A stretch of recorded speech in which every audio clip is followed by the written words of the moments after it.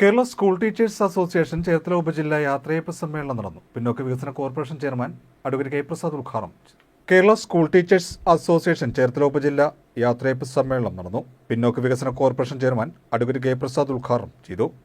Cherthala government girls higher secondary school ഓഡിറ്റോറിയത്തിൽ നടന്ന സമ്മേളനത്തിൽ ഉപജില്ലാ പ്രസിഡന്റ് സി സതീഷ് അധ്യക്ഷത വഹിച്ചു.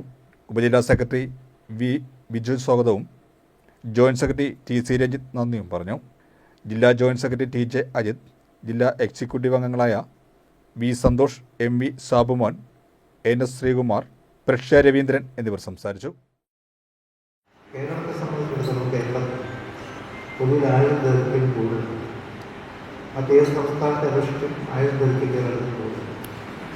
അത് ആരോഗ്യ പരിപാലനവുമായി ബന്ധപ്പെടുത്തി കേരളത്തിലെ ഗവൺമെൻറ് കാലാകാലങ്ങൾക്ക് വന്നിട്ടുള്ള ഇടപെടലുകൾ ഇപ്പോൾ ശ്രമിച്ചുകൊണ്ടിരിക്കുന്ന ഇടപെടലുകൾ എടുക്കുന്ന നയങ്ങളുടെ ഫലമായിട്ടാണ് കേരളത്തിൽ 1000 ദീർഘ്യം കൂടുന്നത്. ആരോഗ്യ പരിരക്ഷയുമായി ബന്ധപ്പെടുത്തിക്കൊണ്ട് ഗവൺമെൻറ് വളരെ കൺസേൺ ആണ് ആ കാര്യങ്ങൾ.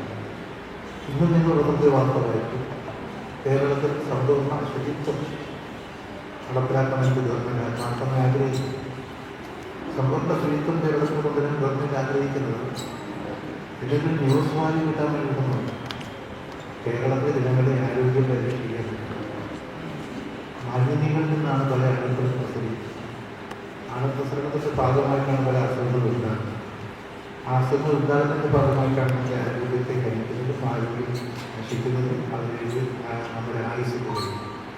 അപ്പോൾ കേരളത്തിലെ ജനവിഭാഗത്തിൻ്റെ ആയുസ് കൂടുതൽ ഉണ്ടാക്കാൻ വേണ്ടി കേരളത്തിലെ ഗവൺമെൻറ് ആത്മാർത്ഥമായ ശ്രമം ആവശ്യമില്ല. അതുകൊണ്ട് തന്നെ നമ്മുടെ മെഡിക്കൽ സർവീസ് രംഗത്ത് എല്ലാ നിലയിലും പ്രാഥമിക ആരോഗ്യ കേന്ദ്രങ്ങളൊക്കെ നിലയിൽ മെച്ചപ്പെടുത്തി, എല്ലാ ആശുപത്രികളും മെച്ചപ്പെടുത്തി, ചികിത്സാ സംവിധാനങ്ങളാകാൻ കൂടുതൽ നവീകരിച്ചു, എല്ലാവർക്കും ചികിത്സ ലഭ്യമാക്കുന്ന സാഹചര്യങ്ങൾ ഉയർത്തിക്കൊടുക്കുന്നു.